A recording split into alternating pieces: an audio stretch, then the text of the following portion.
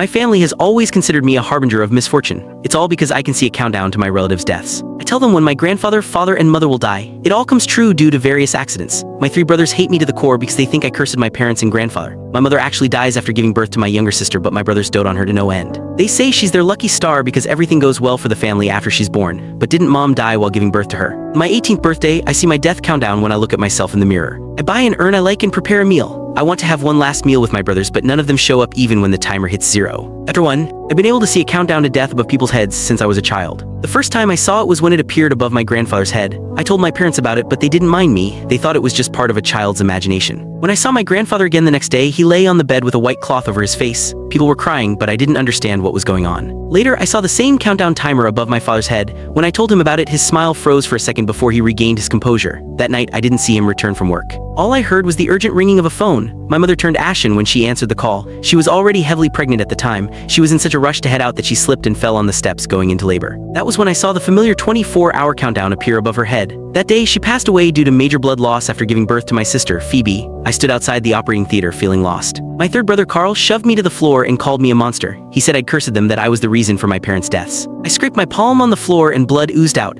I wanted to cry from the pain but forced myself to hold it in when I looked around. The people standing around me didn't dare come near. I could see the fear and hatred in their eyes. I didn't dare make a sound. All I did was bite my lip and get to my feet. Then I dusted my dress off and comforted myself. After that, I curled up in a corner and listened to the sobs around me. I hugged my knees and wept, "Daddy, Mommy." I slowly drifted off. When I woke up, I found that I was alone. Everyone had left, but no one had bothered waking me up. Was it because they didn't want me anymore? I got to my feet feeling panicked. However, my legs were numb after being curled up for too long, so I fell to the floor. The corridor was silent. Only the blinding lights were with me. Pain consumed my body and I couldn't hold back the flood of tears. That was the day everything in my life changed. Chapter 2. My 3 elder brothers treated Phoebe like a princess but avoided me like the plague. Even the maids brushed me off. It was a regular occurrence for me to go to bed while starving. That didn't stop me from reaching the age of 18 though. Carl always said I was a monster who would forever plague the rest of the family, and I somewhat agreed. I wondered whether I was still alive because I was too evil for hell to take me in. On this day, I got out of bed and headed to the bathroom to wash up. My hair was dry and frizzy and my cheeks were sunken. No one would ever think I was the oldest daughter of the affluent Jensen family. That was beside the point though. What caught my attention was the countdown timer above my head. I saw the bright red numbers above my mirror reflection. The day had finally come. I wanted to smile but only managed to lift the corners of my lips slightly. I slowly put down my glass of water and stared dazedly at my reflection. I didn't have friends and rarely came into contact with anyone. How was I going to spend my final day in this world? After a long moment of consideration, I washed up and descended from the attic where I lived. My original room had been converted into Phoebe's walk-in wardrobe shortly after her birth. In the past, I'd looked out the small attic window at the little girl running around and having fun in the garden. She was innocent, pure, and free of worries. Meanwhile, I could only hide in the shadows and peek at her happiness. It wasn't exactly early, so I Click the link on the homepage to watch the full follow-up for free.